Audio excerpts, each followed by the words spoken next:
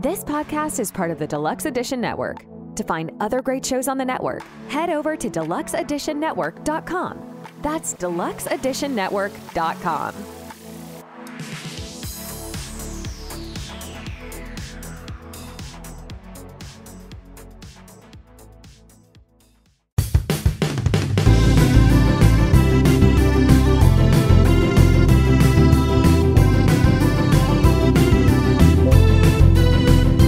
If your friends are nerdy and you are nerdy too, I want to talk to you. Friends Talking Nerdy. Welcome to another episode of Friends Talking Nerdy, part of the Deluxe Edition Network. Head to deluxeeditionnetwork.com to find out about all of the lovely shows on the Den. This is Tim the Nerd, and seated next to me we have Professor Aubrey, and this week we are going to be discussing a galaxy far, far away. Really? In a time long, long ago? Something like that, maybe. Yes. Yes, we're going to be talking about The Hobbit. No, we're not.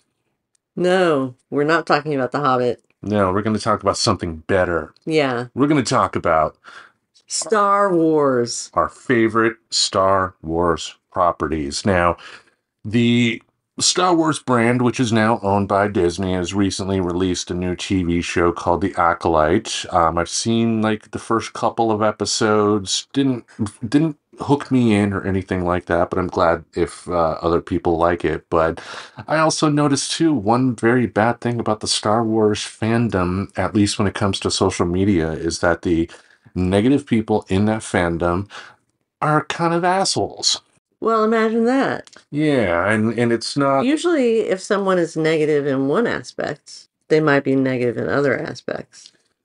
Well, I also think, too, it's like with social media, I don't think it's necessarily that, like, a majority of Star Wars fans are, like, the negative people that you see online, the whole George Lucas ruined my childhood, or, you know, anti-woke, blah, blah, blah crap that you hear. But what we wanted to do in response to that is talk about the Star Wars properties that we like. What is the point, really, of putting out so much hatred in the world, whether it be via podcast or like a YouTube channel or something like that? And yes, someone could retort to me that talking about hate brings in more viewers. I don't care. If talking about things I hate leads to more viewers but more personal stress for me, then it's not worth it. Yeah, and, hate is something we should try to exercise from ourselves. Yes. Like, we should be of a mindset to avoid hating other things, to figure out some way to accept other things. And if we can't love them, we could feel compassionately towards them. But that's a huge ideal that I do not live up to. Let's be clear. Now, when it comes to stuff like hate, saying that you do not like a movie is not hate. But to me, I would rather talk about the stuff that I do like when it comes to a particular property. You know, if like, I'll bring up one example of Star Wars that didn't work for me. Episode 2, Attack of the Clones. I could have like a 4-hour discussion on YouTube about everything I dislike about that movie, or just say didn't work for me and move on. And I think that's kind of what we're trying to accomplish here by talking about what we like. Absolutely. Well, how about I start us off by letting you know number 1 on my list of favorite Star Wars properties. All right, let's hear it. All now, right. Are these in any particular order? Yes, scientifically proven. I sent it to the Southampton Institute of Technology to be able to be thoroughly examined. No, of course not. It's okay. Just 1 through 5, how I came up with the list here. So without further ado, number 1, I'm going to go with The Mandalorian. Wow. I really enjoyed that show. I think it really did kind of set the blueprint for other Hollywood franchises that want to open up the universe. because a majority of that story has nothing to do with episodes 1 through 9.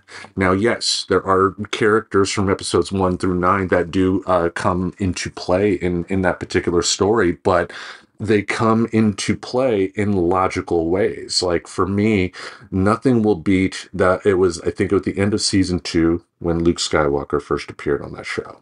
Mm-hmm. I remember it was when we had the TV in the bedroom and you were sleeping and I was watching it. And I remember that scene, like they set it up to where everything was going on. There was a big battle. They were all trying to get at everybody. And then out of nowhere, this X-Wing just appears outside. And then it was Cara Dune who made a throwaway comment about it. Ooh, one X-Wing. They're going to save us. Ooh.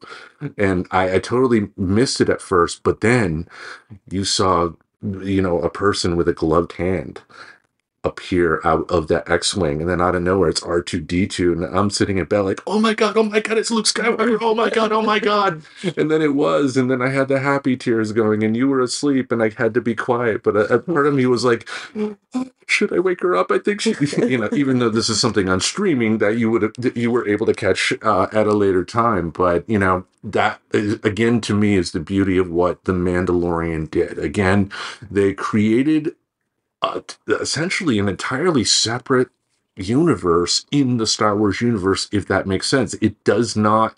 Well, it's a whole different planet. Well, they visited stuff like Tatooine and whatnot. So, I mean, they do go to some locations in that show that we are used to, but none of that story really depends upon you having to know one thing about episodes 1 through 9. And to me, I think that, if there are any smart people in Hollywood out there that control things, that have the ability to say, let's, make this project or let's not make this project, studying that show for what worked, I think it would be the way to go, because, again, as we're finding out, people age, and you're not always going to have access to the people to be able to reprise their roles, especially, now that we're talking about making properties, making new stuff for properties that are 40 going on 50 years old. Yeah, we're really old, and so is this material, right? And can I go with my next one? Because it's totally related to what you just said. Go ahead. So one of mine is Rogue One. And I think Rogue One was the first one I know of that did that very thing, that made an entire movie about something that was related to the later movies, but didn't have the elements of that story. Okay. Do you know what I'm saying? I would kind of contest that a little bit because again, for people that don't know, and this movie's been out for a while, so if you're going to be spoiled, it's on you at this point. But the whole idea is that this is the story about how the rebels got the plans to the Death Star. Yes.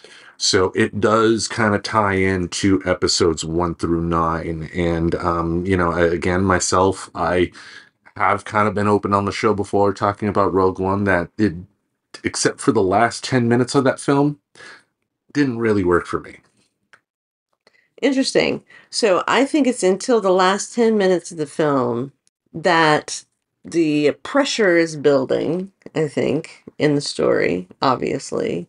They're racing to get the item, and there's lots of war going on all around them. And so that's why you liked it, because it was full of explosions.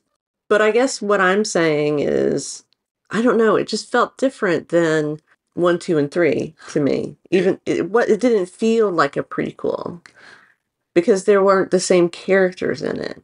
Also, too, I mean, yeah, I get what you're saying, because to your point, they were telling a story in a different way. Like the original Star Wars movies were, directly inspired by like 1930s and 40s serials. So like the heroes would be in danger, but you knew as an audience member that like Luke Skywalker would not be like brutally tortured and murdered by the end of it. It's just, and Rogue One definitely, until the last 10 minutes, told a very dark, somber story. I think the big thing that didn't work for me, but it sounds like it worked for you. I guess it all revolves around liking the new characters that are introduced in that movie. Mm-hmm. And for me, I didn't really care for them. And then by the time the end of the movie occurs, poof, they're all dead. Right. I mean, I do think, spoiler, whatever, that I wished he had lived because I really liked him. Andor. Andor. Have you seen the Andor TV show? Well, I watched a couple of episodes of it, and I didn't find it compelling. Okay. Made by the same creative team as the movie. Really? Yep. Well, maybe I don't know my own taste. I mean, it's still okay not to like something. We'll put that out there. But I will say, though, that last 10 minutes, was insane. And it was probably one of the first times that you saw Darth Vader going nuts. How many times did you really, over the years, want to see Darth Vader, cut through people and what? Cut through people in a figurative sense. Obviously, Star Wars is not going to show dangling limbs like it's Saving Private Ryan or something like that. But that scene where it's dark, there's smoke, and then Vader's lightsaber turns on, you're just sitting there. It's yes, yes, yes, yes, yes. So yeah, I'll put it out there. Did Rogue One work for me? No. Is it something I'm going to search out again? Probably not. But that doesn't. I mean, I saw it in theaters, so it's not one I'm going to say I totally hate and how dare they make that. It's okay for something not to work for me. It is okay for something not to work for you because it does work for other people. It might work for fewer other people. But this has got me, thinking about other franchises, but we don't have to talk about them. We can move along with our Star Wars escapade. Well, I mean, obviously we don't want to go into a 40-minute tangent, but what other franchises were you thinking of? Well, I was thinking of Marvel and how Marvel is still making a lot of movies, whereas Star Wars is not making a lot of movies. And I wonder which is performing better. Well, right now, Marvel is not. Their past few movies were not generally well received by audiences, and I believe, the Marvels, the second Captain Marvel movie flat out bombed. Yeah. In theaters. Now, having said that, it was confirmed that, after Bob Iger left, there was a guy named Bob Chapek that was the CEO of Disney, and he ordered, because of Disney Plus becoming a thing, he ordered that they make as much Marvel content as they could. And that ended up being a very, very bad move. Yeah. But with Bob Iger coming back as CEO of that company, they did turn the ship around, I guess, and are going back to making sure that they make fewer content, but focus on making that what they do release as good as it possibly can be. Like this year, for instance, the only Marvel movie being released is the Deadpool movie, which came out today as we record this. Yes, and I think that will go a long way towards, at least for people that go to see Marvel movies in theaters, I think that will go a long way towards kind of rekindling some of the fan interest, because it can't be an event if it's happening every week. Right. And I think that's kind of the problem of what Marvel did, they just oversaturated the market. And, when you lose me as a fan, that's a problem. Yeah, totally. Yeah. So I just wanted to mention that. All right. How about I go on with my next choice? Yes, please do. All right. I know the prequels don't get a lot of love in a lot of ways, rightly so. But the one prequel that really means a lot to me, I guess, the one that spoke to me a lot, and it was the one of the first Star Wars movies I was able to introduce to my oldest, Revenge of the Sith. Really? Yes, but in terms of new Star Wars properties, I had shown him others before, and we'll go into that story in a minute here, because I brought it up on the show before. Anyway, Revenge of the Sith. This is where we saw Vader becoming Vader, and I remember when the teaser trailer to this movie came out, and I was one of those people. I mean, we had a computer, we had the internet, but this was still at a time to where it took about 45 minutes for a teaser that was maybe a minute and a half long to load. Whoa. So we would, let it buffer for like 10 seconds and watch a little clip and then, let it buffer for longer.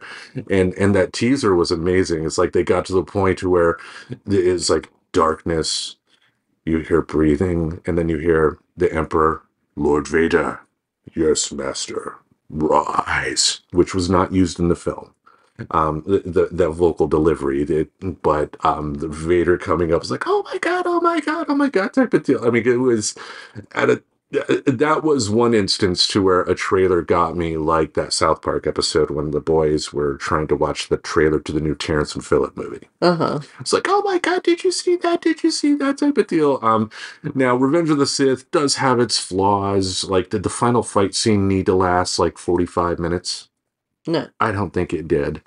At the end of the day, it got us to Vader in the helmet, and it gave us some of John Williams' best music ever put on record. He's one of those just musicians that once he's gone and people finally take an assessment of his career from start to last, like, he's going to go down as one of the greatest musicians of the 20th century.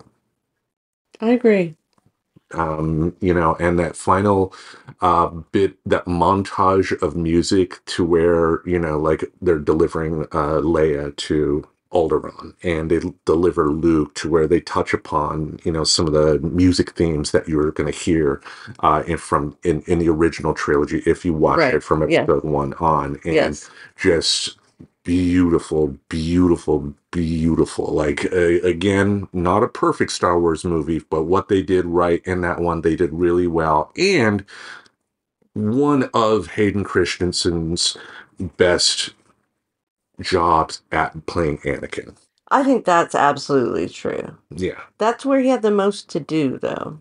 I'll challenge you on that, but that involves another choice, and we'll go into that in a minute. But do you have anything to say about Revenge of the Sith? No, not that I haven't said already. All right, how about you tell us your next choice, then? All right. That's going to be Solo. I love the backstory movies. I like most of them.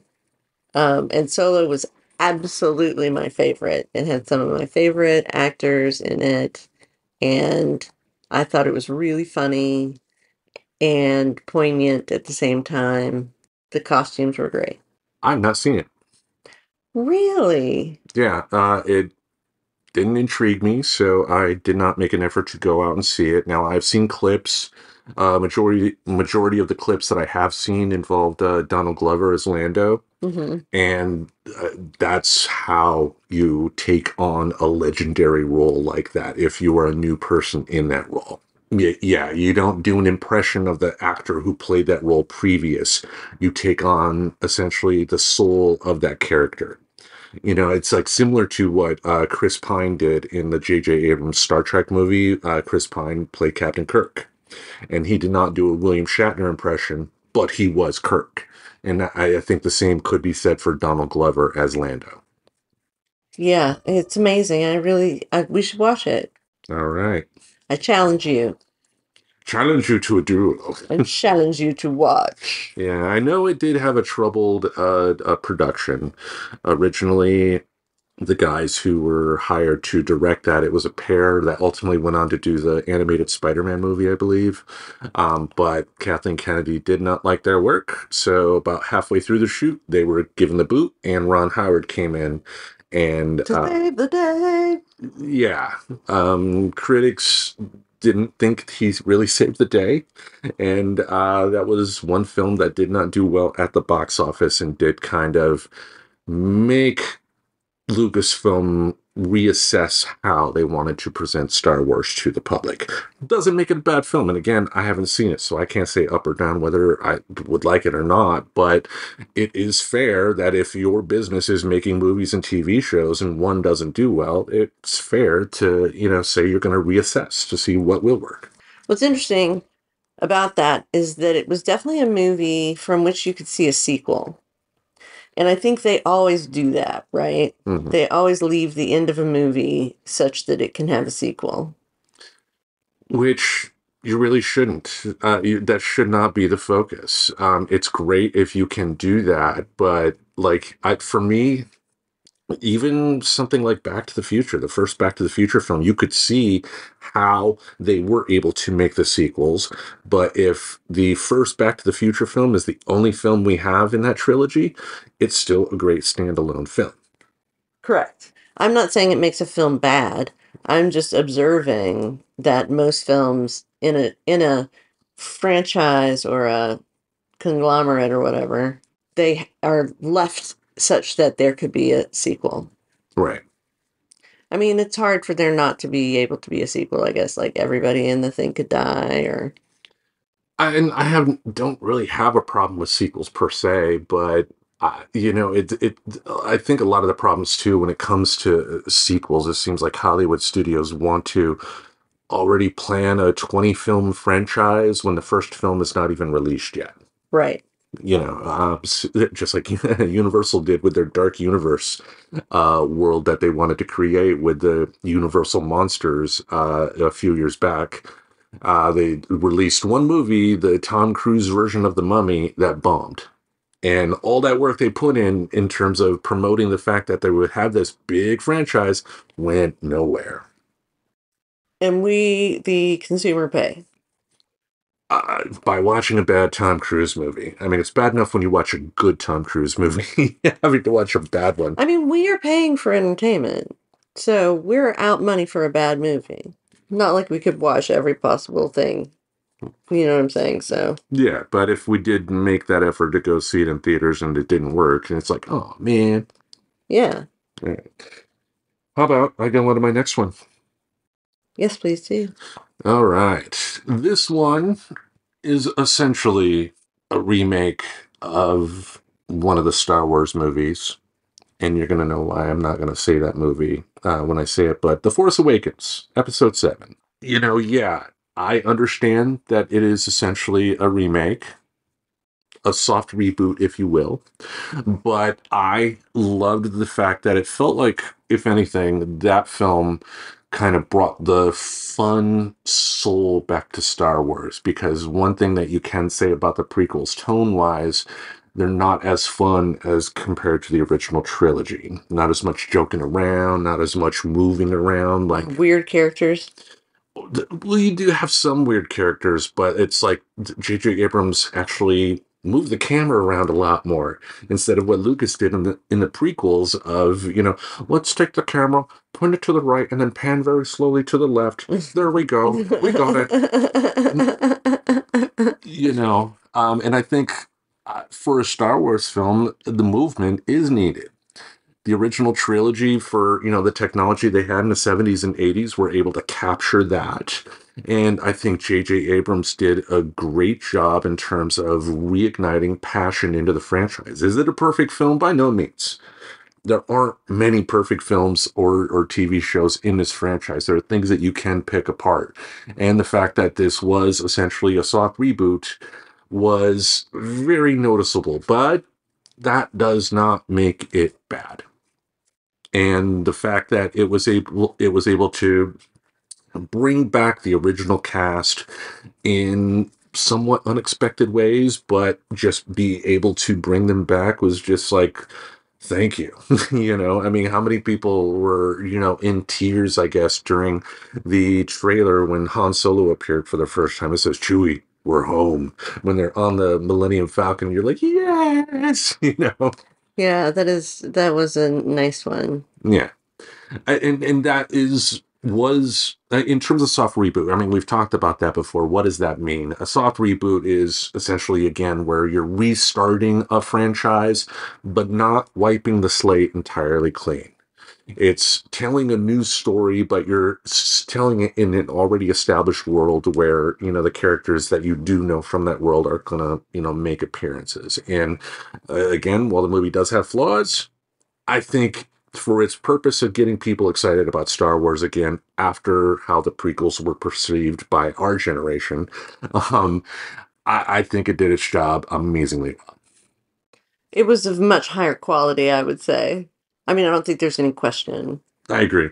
And the cast was great. The effects were great. I love the fact that it wasn't filmed primarily on a green screen like the prequel trilogy was, but there were also improvements in technology as well. I mean, we could speak about that to The Mandalorian, but, thanks to modern technology with LEDs and everything, they're able to do a lot more to give you that more open world feel while still having in all the wild, wacky, inflatable creatures you expect. Yeah. Because one critique about the prequels was it felt like it was being filmed in a studio. When you have somebody that is talking to a character that is not there, your brain, even if it's subconsciously, will detect that what you're seeing is fake, like the background may be fake or people are not responding. Like one little minor thing, we'll go back to Revenge of the Sith, like when General Grievous first, appears in front of Kenobi and does the arm thing and, turns the lightsabers on real quick close to Obi-Wan. Obi-Wan doesn't flinch in the slightest. And you could argue that, as a Jedi who's trained for that, but, it's human nature to, jump a little bit or have some sort of reaction. But when you are not physically seeing in front of you what another character is supposed to do, and that character is a CGI character, again, subconsciously, your brain will pick up on that. Yeah. But any other thoughts on The Force Awakens, or did you want to dive into your next one? Let's just dive into my next one. All right. All right, I'm going to talk about Clone Wars, the series. Now, this is one of my favorites. Obviously, it's on my list of 5 favorites. I liked how much there was of it. I like a long series, really. I love The Office, for example. So I was into the fact that there were multiple. There was just a never-ending amount of them. The story focuses on Ashoka, who is a really great, strong femme character. And you're still, the basis of it is Ahsoka is the Padawan of Anakin. And so you go on all the adventures with Anakin, trying to defeat the robot army. So it's pretty fun. Mm-hmm. They got the robots that are always being goofy. Roger. They do a fun, opening, and in the middle, they have that old school, the announcer cuts in and says, Meanwhile. exactly. Meanwhile, back at the airplane, whatever was going to happen. So those are the reasons I like it. I thought it was well drawn, too. And by watching it, I got to know so much more of the universe because I could take it in little bits, and it was the backstory to so many things. I agree. I've not seen the entirety of the Clone Wars cartoons, and I don't necessarily think I will, but that doesn't mean I have a dislike for it. What I've seen, I've enjoyed. I did play the Lego Star Wars 3 video game, which was the Clone Wars, based on the Clone Wars TV show. Oh, cool. Yeah. But it is on Disney Plus, and I do like the fact that it did more to make the prequel world of Star Wars seem more alive. I just wish that they had made Ahsoka a live action character at some point in either episode 2 or episode 3, because there were plans there were Clone War plans in terms of telling that story via a TV show or a cartoon while the prequel trilogy was in production. So they could have had somebody, or at least just name drop her, but they did not. Right. That seems really stupid. Yes. Uh, I agree with that part, especially with the Ahsoka TV show that came with Rosario Dawson playing the adult version of Ahsoka and Hayden Christensen coming back on that show as Anakin. It gave new meaning to that relationship. Seeing, Anakin after everything he'd been through as Vader, but now a Force ghost, dealing with an Ahsoka who saw everything that Anakin did, but now as a Force ghost is interacting with him in different ways. Mm-hmm. And while the Ahsoka show was not on my list, that was one I appreciated because it brought more meaning to the Clone Wars cartoons. And the common link between the both of them is that Dave Filoni, who was the guy who created the Clone Wars cartoons, and was the main guy behind the scenes running it creatively, was also the guy behind Ahsoka. Wow. Well, that explains why they would be similar. I know, right? But that was one thing that Jon Favreau did. Jon Favreau's the guy who was responsible for The Mandalorian. He made it clear that he wanted Dave Filoni to work with him, which was the right call. Yeah. Because a lot of times folks in cartoons are able to do things that they just won't do in movies, and I don't get why. In terms of storytelling, it's like people think that because he makes a cartoon, he can't tell a story with live action characters or something like that. Right. Whereas to me, it seems like it would be a strength in that a cartoon artist is more likely to believe in a made up world than trying to fit like human actors into being unhuman. Yeah, and if you already have somebody that is familiar with that world in an animated form, bringing them into live action should be pretty seamless, you would think, but what do I know? Well, somebody thought that. Yeah, eventually, but any other thoughts on the Clone Wars, or shall I go on with my next choice? You should go on with your next choice. All right. What I chose was that limited series that happened on Disney Plus, Obi-Wan Kenobi. Obi-Wan Kenobi show. I haven't watched any of that. Yeah, it was 6 episodes, and to me, this should have been episode 3. And if you do get to the point where you do watch it at some point, I think you will agree with me at that point. And this is why I wanted to hold off on talking about Hayden Christensen, because he makes an appearance as Vader in this. This is one of the last times, too, that James Earl Jones actively voiced the character, but he did make an agreement with Lucasfilm that he's retired now, but after he passes away, we'll still hear James Earl Jones' voice as Vader, thanks to AI. Gotcha. But Hayden as Vader in the Obi-Wan story, like, wow, so damn good.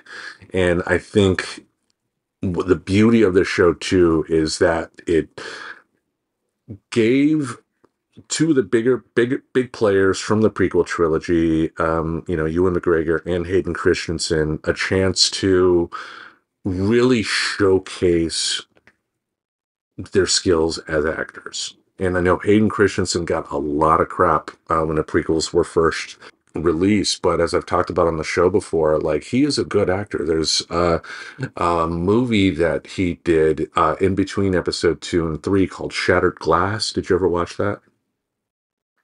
No.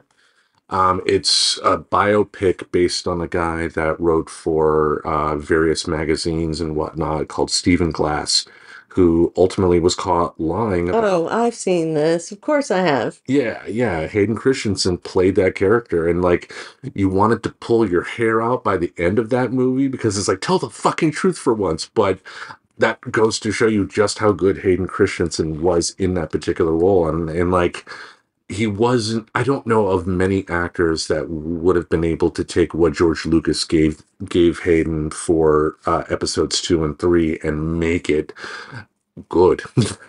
I think he could have at least had better hair. You didn't like the little perm? No, I did not like the perm. Yeah, you're like, thank you, lava, for taking that perm away. Yeah, no more perm. Yeah, but the show also does go about explaining Leia's relationship with Obi-Wan Kenobi as well. Yeah. Okay. So I should watch it. you should watch it. So since you have not seen that, you have nothing more to say. So how about you dive into your next choice? All right. So we're getting close to the end. So I'm going to start at the beginning, in some senses, and that is A New Hope. Yes, the movie that The Force Awakens essentially remade. Exactly. It's interesting to me that you chose the remake. There's something nostalgic and romantic about A New Hope that will never be replaced for me. It just develops the characters so well. That is the skeleton upon which this entire universe has been built. It had to have been a great movie.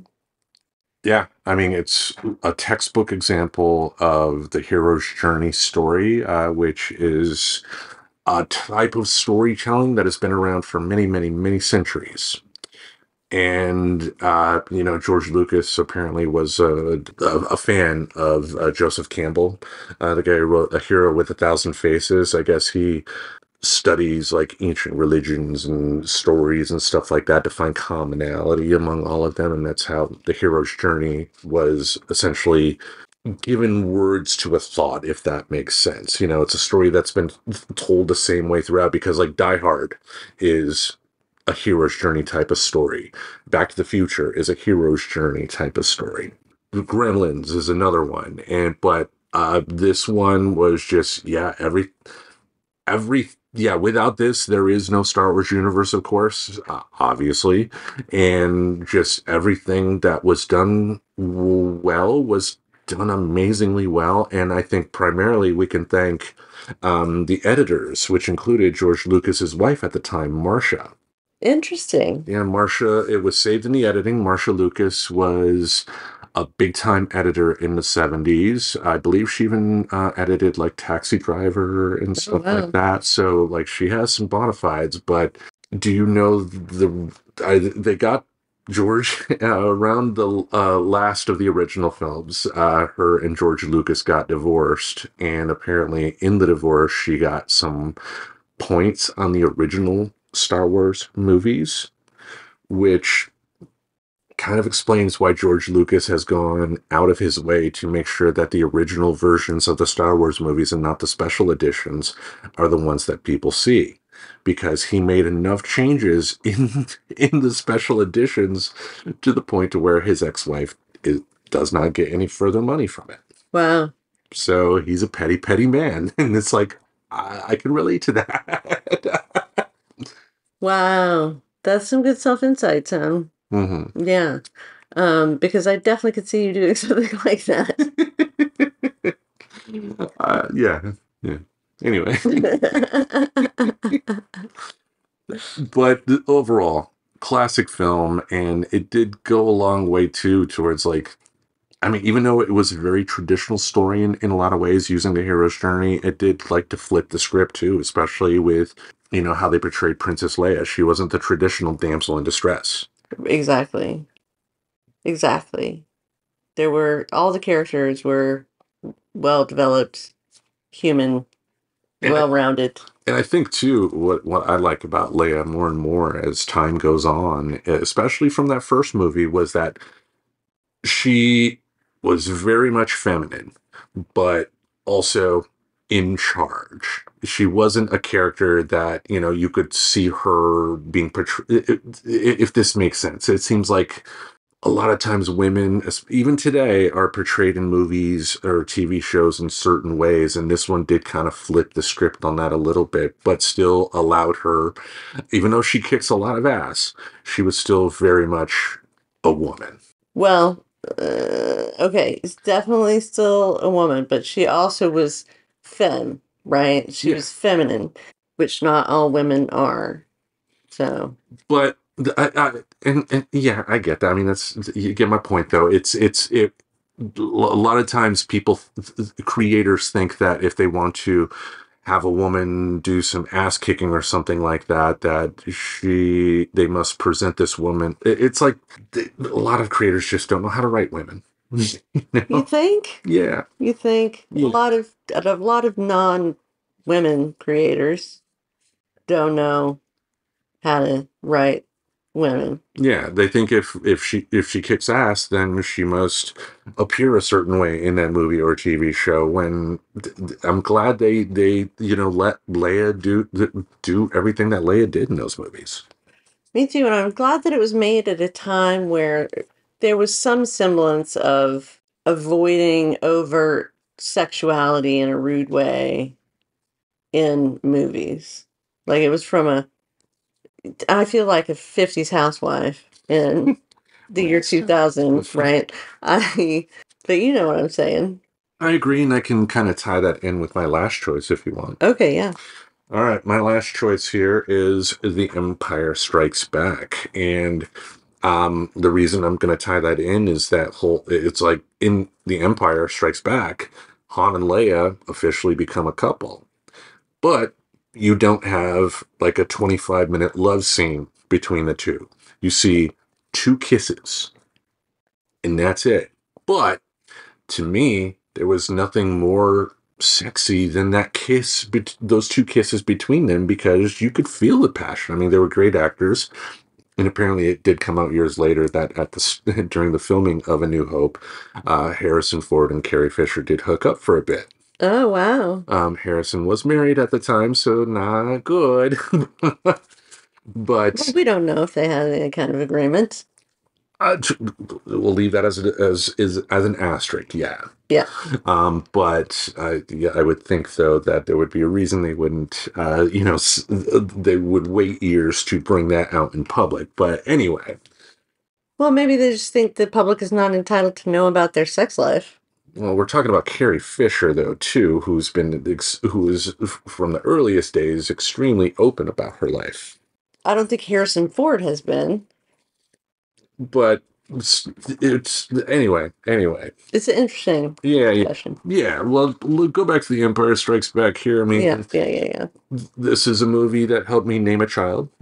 Right. And I've played the clip before. It is on YouTube, but when my youngest was almost 2, we created the Luke, you do not yet realize your importance scene. And I still know that full dialogue there.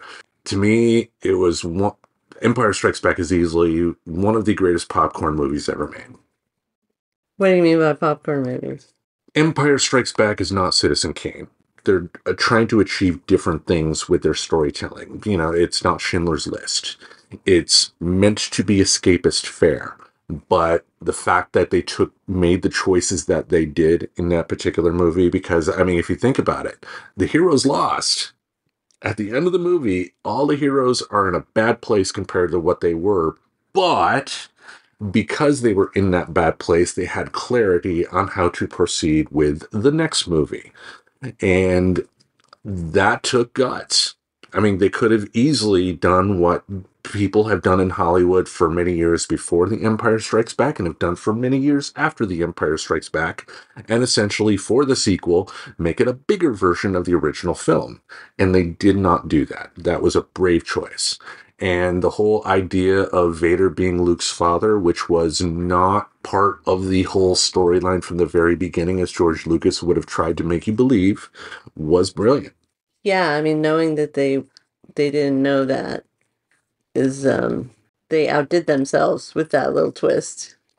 They did. And I've seen Empire in theaters when they released the special editions, and seen it on TV multiple times, and just once Luke Skywalker gets to Cloud City, like, it's riveting. You just can't turn away. Everything they do is just so damn good. And again, John Williams making some of his best music with The Empire Strikes Back. I mean, that's where we heard the Imperial March for the first time. That's exactly what was going through my head. Mm-hmm. I mean, just classic stuff there. And Also, too, I'm going to bring this up again. With the special editions, they actually showed you the Wampa Ice creature, and when my oldest, when I first started dating his mother and showed him that movie, and he met my sister too. Anytime the Wampa would show up, it'd be like, Aunt Colleen. Like I even did it the other day too. Like my sister apparently was delayed in going to Michigan for a family reunion of some sort, based on that little computer snafu that hit a lot of corporations recently. Oh, uh-huh. Yeah, and my oldest made he put a meme up on Facebook about that, and then I said, "You don't want to make your Aunt Colleen mad," and I put a picture of the Wampa ice cream. That's pretty funny. Yeah. Sorry, Colleen. I know that you've had to put up with that for so long, and I wish it didn't happen. Or as they would say on her home planet.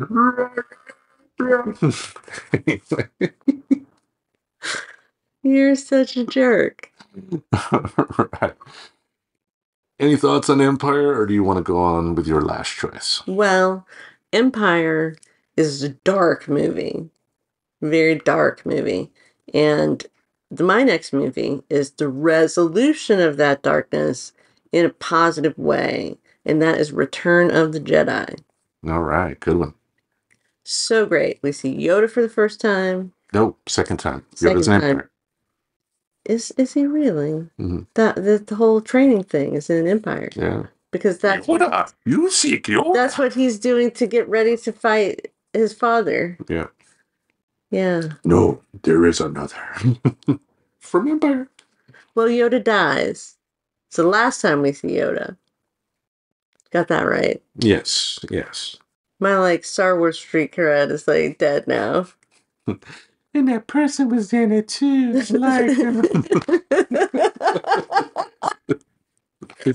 Right? Yeah, I mean... what I liked about it is that at the end of it, you felt like everything was going to be okay. And then the sequel trilogy proved that, that was not the case. But I get what you're saying. And I agree. I mean, it was a nice way to tie up that original trilogy. And for me, I do prefer the special edition version compared to the original in, one release in theaters in 83.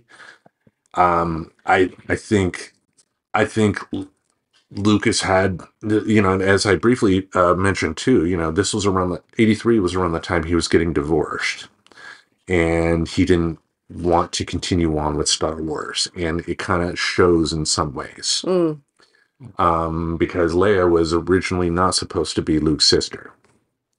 Supposed to be somebody else that would have been introduced in episodes 7, 8, or 9. Oh, okay. But he just wanted to resolve everything and get it done. I do think with the special editions, the ending hits a lot better because of it going to different parts of the galaxy and seeing people celebrate. Yeah. But even then, you can nitpick and state that, at the end of Empire, that's like 20, 30, 40 years after the events that happened in the prequel trilogy, and yet all those planets look pristine, not ravaged by war or anything like that. Well, but it's like a happy, positive moment. But, what you have to believe in the fairy tale is that everything goes back to normal and perfect at the end. And again, to be clear, that is a nitpick on my part. These are just adventure stories that, may have kids as the target audience, but it's the kid in all of us. So yes, what I said is more of a nitpick than anything else, but the music was great. I think the only thing I really don't like about the version of Return of the Jedi that you can buy on Blu-ray or watch on Disney Plus now are two things. One, the scene where Vader throws the Emperor down the shaft. Before he does that now, he will say, no. Whereas in the original version and the original special edition version, Vader didn't say anything because he didn't have to. Right. Looking back and forth between the Emperor and Luke and all that stuff, you cheered when Vader picked up the Emperor and threw him down the shaft. But the no thing, that's breaking the rules of storytelling. You're telling the audience instead of showing them. Sure, and they had done it like they had done it a different way. Yeah. And so they changed it to a worse way, it sounds like you're saying. Yeah, just with Vader saying no, like he didn't have to say no. That, again, some may consider that a nitpick, and if you like that addition, great, good for you. But the second one is the fact that at the end, when Luke is back on the Ewok planet and sees the Force ghost of Yoda, Obi-Wan, and his father, they had Hayden Christensen play that, but they didn't bother to make him look a little bit older. It's like, or they didn't have Ewan McGregor replace Sir Alec Guinness as Obi-Wan in that particular scene. They could have done one or the other to make it seem more reasonable, because at the end of the day, you're telling people that you can kill thousands, maybe millions of people as a bad guy, but just because you make one right choice at the very end, you're going to go back and you're going to be super young and, vital as a Force ghost and all that stuff. I think they could have done a little more to change that, or go so far as to, because like when Vader unmasks in Return of the Jedi, it's the original actor that played the Force Ghost version of Vader at the end of the original version of the movies. Oh, wow. So they could have changed out Hayden and put Hayden as the makeup in there and not have the original guy at all. Yeah. Why have the original guy? If you're trying to tell a unified story throughout. But that's the pitfalls of making the second part of a story 40 years before you attempt to make the original part. Yeah. So you can't. But they were so right that A New Hope was the right first movie. That was the perfect one. I mean, that is like, yeah, I mean, we don't have love for J.K. Rowling, but that was, but take the first Harry Potter story. That hero's journey throughout, perfect example of what makes the hero's journey work. And same thing, Yeah. But Return of the Jedi, one heck of a great film, and again, more great music from John Williams. Like I think throughout here, the major MVP on the Star Wars franchise is John Williams. Wow. Well, I wish we could, finish up the show with a arousing John Williams theme. Yes, here we go. No, we don't want to have a copyright ding on YouTube, so unfortunately we can't do that. But we can all hum along in our brains. We'll do that. Yeah. In our brains, Tim, not out loud. Yeah. In our brains, we're hearing it. Yes. Any other thoughts about Star Wars? I love Star Wars, and I'm glad that we took some time to talk about it. Me too, because again, people, it's okay not to like something. And when you have a franchise like a Star Wars that has new stuff coming out all the time, it's okay to say, this doesn't work for me. I would just like to see more people use their energies towards focusing on what they do like about Star Wars, whether it be, a particular actor, a particular movie, a particular TV show. Focus on the positives, because, when you have an entertainment entity like that does have different things coming out, it's not possible to like everything. Kathleen Kennedy is not ruining your life because a TV show was made that you didn't particularly like. And if you don't like it, fine, but enjoy the good stuff. Enjoy the stuff you do like and be happy about that. Yeah, I mean, you could say that about everything in the world. It's just good advice. Yes. And what I'm not saying is that you can't have a critique. You can critique something, but if you just don't like it, don't talk about it. Okay, well, I just don't like the fact that this is going on for too long, and I really have to pee. The more you know, people. All right, so hang tight for these messages from our friends at the Deluxe Edition Network. This is Take on the World with Johnny and Mike. And, people always ask me, hey, you got a podcast? What's it about? I don't know. You ever want to cut your fingers off or learn about a sharp knife? We could tell you that. How about murder mysteries or hauntings or any kind of fringe subject? Anything you could think of. We take on everything because we take on the world. Now you go take on the world. Professor Aubrey has a package in her hands that we have to say is quite delicious. It is, Tim. It's Brazil from Coffee Bros. An amazing coffee with notes of cocoa and cherry candy. Nice. Delicious. Indeed it was. I mean, like you and I, we both drink coffee in very different ways. I need it, 9,000 degrees hot. And me, I make my coffee and then put in as many ice cubes as I can. I'm like the guy from Clerks, what am I supposed to drink this coffee hot? Type of guy. But you tried it your way, I tried it my way, and we both really enjoyed the flavor of this particular flavor of coffee. Absolutely. It is a relatively new roastery in New York, New York. Those little town blues. Yep. Taking the Coffee Bros away. Exactly. Anyway, they're relatively new. They've been roasting since 2019. Yes, but they do have great connections around the world in the coffee growing areas to be able to get the best beans, to be able to give their customers the best product. And you, our friends at home, if you go to coffeebros.com and you order your own batch of this coffee or any other of the delicious brands of coffee that they have on their website, in the promo code spot, you put FTN10, we're going to be able to save you 10%. That's right. 10%. It's going to be like $1.50. It's going to be awesome. But that's what friends are for. That's what friends are for. That's right. $1.50 when you need it. Exactly. I mean, you won't be able to get on the city bus, but you will be able to save some money to be able to get some wonderful coffee. Again, head to coffeebros.com and in the promo code box, put in FTN10 and you will be able to have some delicious coffee. Yep. Drink away, people. All right. Before we wrap things up here for the week, we got an awesome toy for our cats. We sure did. And I got it especially for Mimsy because I had in my mind when I saw it that Miss Kitty had one of these, who is a little black cat, just like Mimsy. And I thought, well, I bet Mimsy will like that as well because she's a little black cat and an LBC, if you will. And she loves it. She absolutely loves it. It is a body pillow with catnip. It's just some lovely upholstery furniture or upholstery fabric over some batting. And, it's just a tube.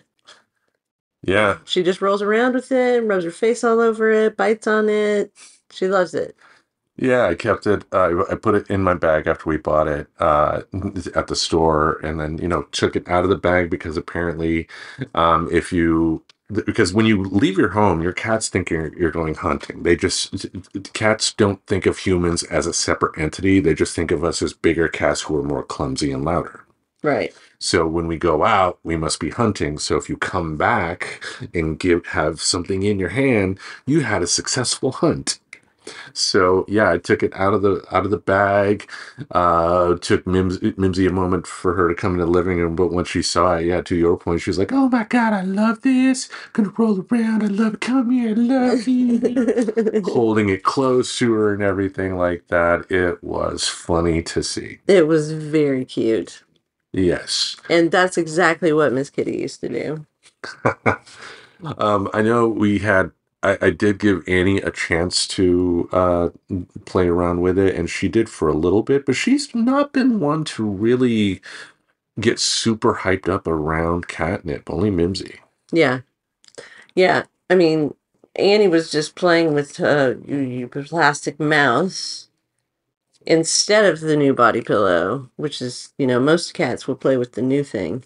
They'll play with the new thing, but what I have seen here, and what you've seen as well, is that there are toys that are just Mimsy's. Like, she claims it as hers, and Annie will not touch it at all. like Mr. Hedgehog that you bought, Mimsy. That is Mimsy's only. You try to get Annie to play with that, like she may like swat it, but once it's like out of your hand and on the ground, she'll just walk away from it. Interesting. Yeah.